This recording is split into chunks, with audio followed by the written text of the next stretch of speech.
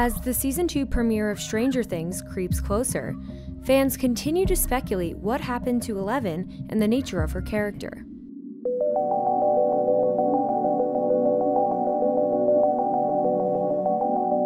What if the two-headed monster is a physical representation of Eleven's inner demons, mirroring the dual nature of her subconscious and conscious mind?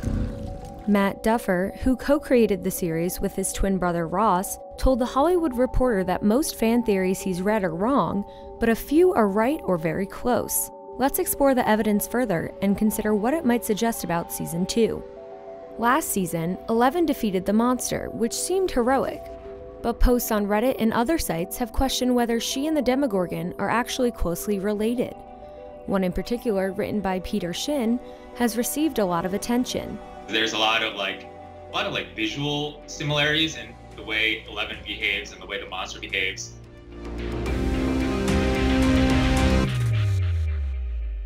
In the first episode, both the Demogorgon and Eleven reveal their supernatural powers. When the monster follows Will to his house, it uses telekinesis to unlock the front door.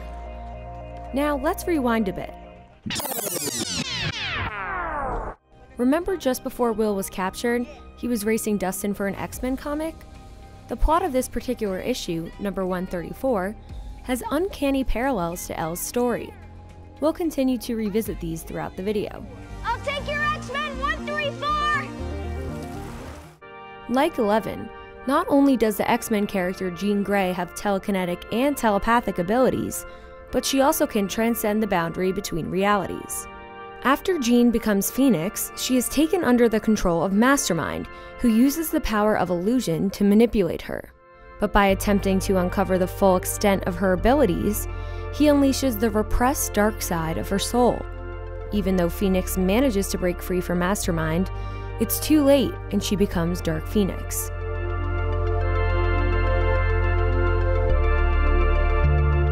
Throughout her time at the Hawkins lab, Elle is continually exploited by Dr. Brenner.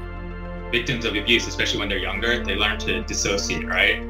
All those bad things, they just send them off to a different part of their brain. In episode 6, one government experiment shows Elle's encounter with the Demogorgon in a void space. It isn't until she touches the monster that the portal between dimensions opens.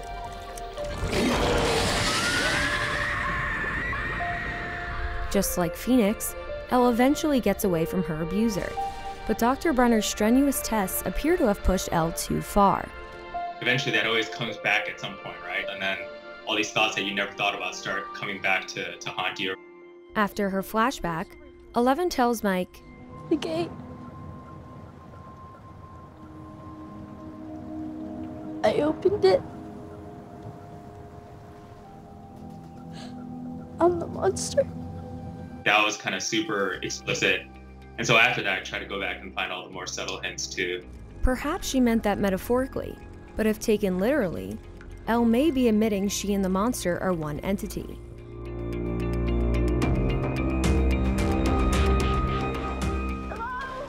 Whenever Elle tries to communicate with Will in the Upside Down, the Demogorgon finds him right after. In episode 4, when Elle uses the school's ham radio to make contact, Will appears to be alone, but then suddenly senses the monster's presence. Mom! In episode 7, when Elle is in the makeshift bathtub, she discovers Will hiding in Castle Byers. Soon after, the monster is able to locate Will yet again. Coincidence? Maybe not.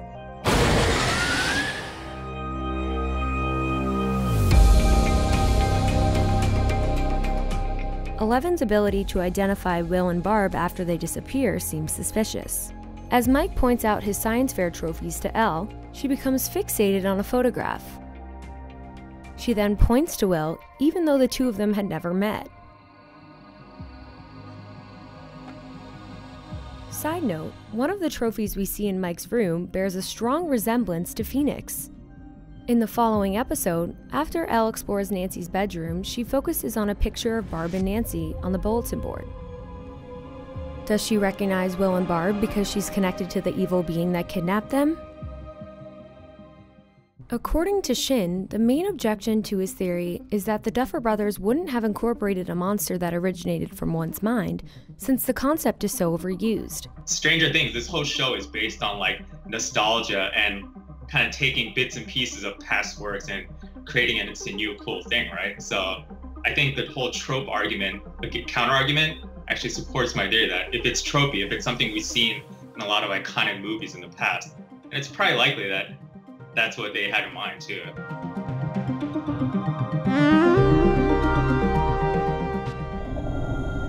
It's no secret that the recurring theme for the Demogorgon's victims is their proximity to blood.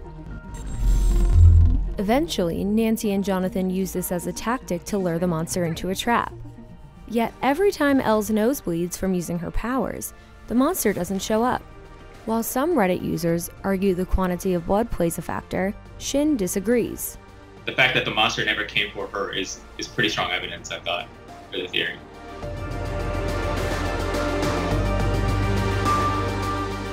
In the end, 11 is the only one who can defeat the Demogorgon. As she channels her supernatural abilities, she says, No more. This kind of demand makes it seem like Elle knows she has control over the creature. To me, the no more thing was just an extension of when she said, I'm the monster, I brought it into this world, and now I have to send it back. As Elle destroys the Demogorgon, she lifts her right arm, and what does it do in response? Extend its right arm simultaneously. This pivotal scene also resembles one from X-Men 134. When Jean Grey exacts her revenge on Mastermind, she keeps him pressed up against a wall, just like Elle does to the monster in Stranger Things. Assuming they make that connection clear between the 11 and the Demogorgon, then the whole conflict becomes like, to actually permanently get rid of it, she has to really sacrifice herself. Right now, I assume she's like banished herself to the Upside Down. For the record, Vulture writer Jen Chaney recently asked Millie Bobby Brown, who plays 11, whether she has heard this theory. I have. Yeah. It's not true. Yes. No? No. That said, the cast has also been very careful not to reveal anything about Season 2. We all are very good at keeping secrets. Yeah. I'm probably the best, so. If 11 and the Demogorgon are in fact connected, it's possible that Will, back in Hawkins but still grappling with his experience in the Upside Down, might be connected to a monster that, according to the Season 2 trailer, is wreaking havoc on the town again. Taking a human, combining it with like the Demogorgon or a monster from that world will provide an ideal vehicle to better be able to live amongst the real world, right? This creature, however, looks less like the Demogorgon and more like the Thessal Hydra. Could that be what hatched from the egg Hopper found in the Upside Down? In Season 1, we see the Demogorgon for the first time as a small figurine when the boys are playing Dungeons & Dragons. The Demogorgon! After Will fails to roll the number needed to fireball the monster, he later tells Mike, The Demogorgon. It got me. in the Dungeons & Dragons game at the end of the season, Will successfully fireballs a new monster, the dreaded Thessal Hydra. The Thessal Hydra! It would make sense then that this is the monster looming in the upcoming season's trailer, a creature that loves damp and dark conditions and has 8 heads. But when Mike recounts the boys' triumphant campaign, he says Lucas only cuts off 7 heads. Lucas cuts off the 7 heads and Dustin places them into his bag of holding. So what does Shin anticipate for Season 2? More telekinetic people like Levin and more monsters as a result. If that wasn't the case, I'd be really surprised, I think. Ultimately, we can't be sure of what's to come, but we can agree that Will coughing up a slug at the end of Season 1 isn't a good sign.